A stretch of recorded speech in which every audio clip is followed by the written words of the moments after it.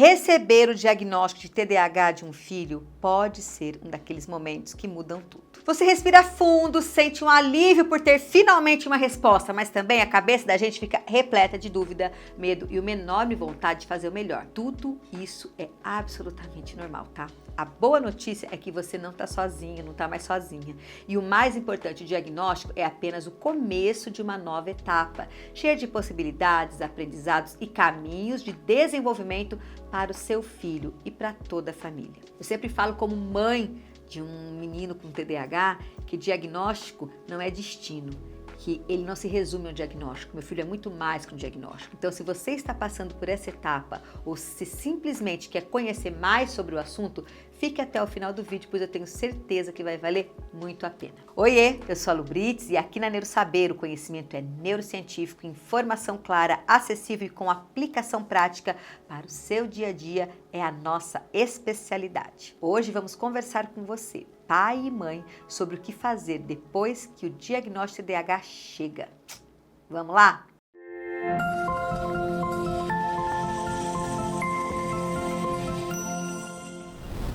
O TDAH, o transtorno do déficit de atenção e hiperatividade, é um transtorno do neurodesenvolvimento, que os sinais aparecem lá na primeira infância e que afeta áreas do cérebro responsáveis pela atenção, pelo controle dos impulsos e pela regulação emocional.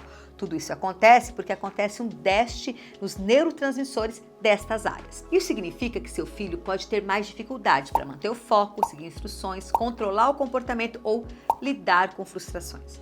Mas calma, isso não define quem ele é. Com as estratégias certas, ele pode e vai se desenvolver plenamente e ter uma vida mega saudável e muito produtiva. O diagnóstico não é uma sentença, tá? Ele é uma ferramenta que te dá norte, que te ajuda a entender melhor as necessidades do seu filho e buscar o apoio certo para ele e também pra gente que é pai e mãe, tá? Uma dúvida comum entre os pais: o que causou isso? E é importante deixar claro que o TDAH não é culpa sua nem da criança. Ele tem uma base, sim, genética e biológica, ou seja, é uma condição que faz parte de como o funcionamento, né? Como o cérebro do seu filho funciona. Além da parte genética, também tem ambiental. Mas reconhecer isso é o primeiro passo para poder agir com empatia, paciência e estratégia.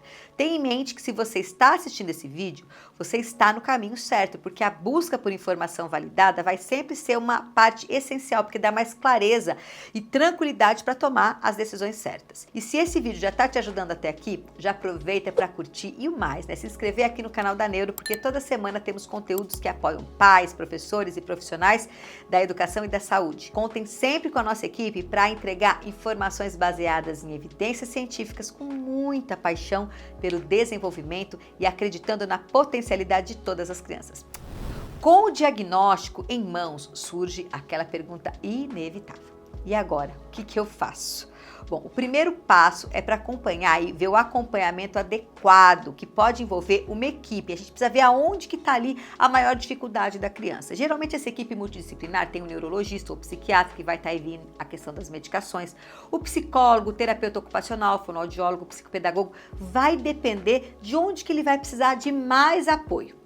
Nem sempre será necessário todos os profissionais, tá? Mas é fundamental que exista uma avaliação personalizada para ver aonde que estão os maiores desafios e a gente intervir exatamente naquilo que precisa. Vou dar um exemplo do meu filho, Gustavo, esse meu filho do meio que tem TDAH. A gente começou com abordagem comportamental, com a parte psicológica. Depois, a gente começou com a parte fonoaudiológica.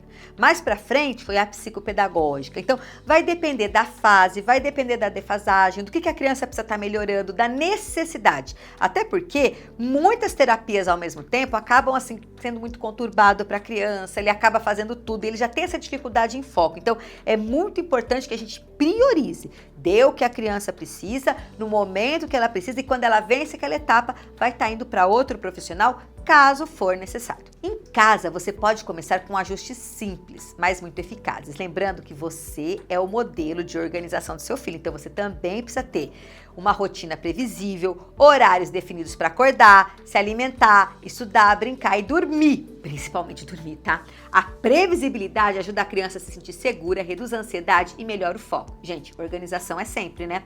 Organizar os ambientes, reduzir os estímulos excessivos e dar instruções curtas e claras. Crianças com TDAH têm mais dificuldade em processar informações complexas ou muito longas, ok? Eles perdem a atenção rapidinho. Outra dica importante é procurar grupos de apoio ou conversar com outras famílias que também estão nessa jornada. Trocar experiências ajuda a aliviar o peso e ampliar as suas estratégias. Queremos saber, você, pai, mãe, avó, enfim, algum familiar, como tem sido esse processo para você?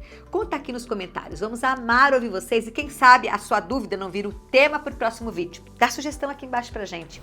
E é hora de pensar em um dos lugares mais importantes na vida de uma criança, a escola. Então, não vamos fazer da escola um cabo de guerra, hein, gente? É fundamental que os professores saibam do diagnóstico para que possam oferecer estratégias pedagógicas mais adequadas. Ficar escondendo o diagnóstico não dá certo, tá? Afinal de contas, os professores passam muito tempo, 4 horas por dia, 200 dias letivos com seu filho. Então, precisa saber. Informar a escola, compartilhar o laudo e, se possível, tentar agendar uma conversa para explicar como a criança aprende melhor, fazer a conexão da equipe multidisciplinar. Gente, já faz bastante diferença. Lembrando que tem que pensar sempre na qualidade, não quantidade. É preferível fazer menos coisas e que ele comece e termine. Lembre-se também de que o diagnóstico garante direitos. Crianças com TDAH têm direito à adaptação curricular e apoio, especializado na rede pública de ensino, conforme previsto na legislação brasileira. Então é importante, sim, a gente olhar e fazer essas adaptações. E não podemos esquecer da vida social. Muitas crianças com TDAH enfrentam julgamento ou isolamento por conta de seu comportamento. É muito importante. Ajude-os a entender que ele precisa de apoio e não de crítica e julgamento. E cada um é um. Não existe comparação, tá bom, gente? Ter um filho com TDAH traz desafios, sim. Eu que o diga. Mas também traz oportunidades. O diagnóstico permite que a gente pare de cobrar o que a criança não consegue entregar sozinha e comece a oferecer os apoios certos no momento certo. Nos torna pais melhores. Acreditem. O vídeo é importante, né, pessoal? Aprenderam algo de novo? Pois é, tenho certeza que sim. Saiba que você não está sozinho não, tá? A NeuroSaber está aqui para caminhar com você nessa jornada. Compartilhe esse vídeo com outros pais que também receberam esse diagnóstico recentemente ou para pessoas que precisam saber destas informações. Sabemos que o conhecimento transforma vidas, né? E uma nova jornada está prestes a começar. Em breve, a NeuroSaber lança uma pós-graduação totalmente voltada ao TDAH. Se esse é um tema que move o seu coração, já se prepare para mergulhar com a gente nessa missão. Um abraço, fiquem com Deus e até o próximo vídeo. Tchau!